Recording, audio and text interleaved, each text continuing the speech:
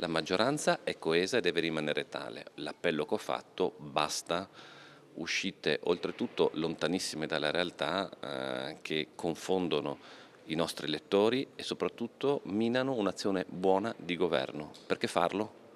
Quando i numeri ci danno ragione?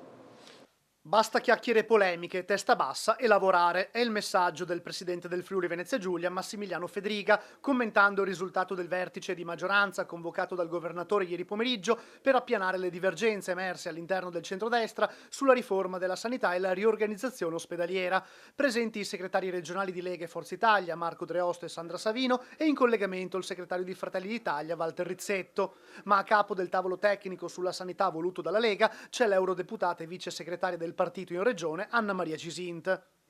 Presidente, ieri il vertice di maggioranza lei ha convocato i segretari. Mi domando, ha dovuto dare una tiratina d'orecchio a qualcuno per quello che è successo, il caso Cisint, Riccardi, e poi il comunicato di Rizzetto che ha detto soddisfazione per il risultato del vertice, non bisogna più fare calcoli però su chi sarà il futuro presidente della regione, ma si riferiva magari alla corsa di Cisint?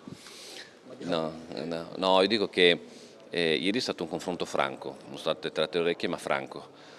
Ho sottolineato come l'azione anche dal punto di vista sanitario della giunta regionale, seppur in un terreno complicato e grazie a un impegno dell'assessore, un impegno di tutta la maggioranza, stia portando risultati positivi e i numeri lo testimoniano.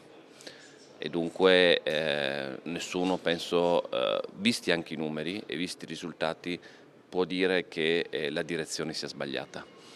Dall'altro dopo io non posso conoscere le ambizioni di ognuno. Però insomma, visto che il terzo mandato sembra insomma, ipotesi che va verso il tramonto, qualcuno magari si sta scatenando a fare ipotesi, ecco. Io adoro guardare il tramonto. Una battuta che lascia spazio a interpretazioni fra speranze per il terzo mandato da presidente di regione oppure la fatalità della via del tramonto. Tornando al vertice di ieri, nel quale Fedriga, inutile girarci attorno, ha messo in chiaro la questione e fatto valere la propria linea, è stato lanciato un altro messaggio. Ognuno nella coalizione ha un ruolo e delle responsabilità. È stato un confronto chiaro e schietto, dove è stata raccontata la bontà della riforma, dopodiché ribadisco su questioni poi dei singoli non sono mai entrate e non intendo entrare.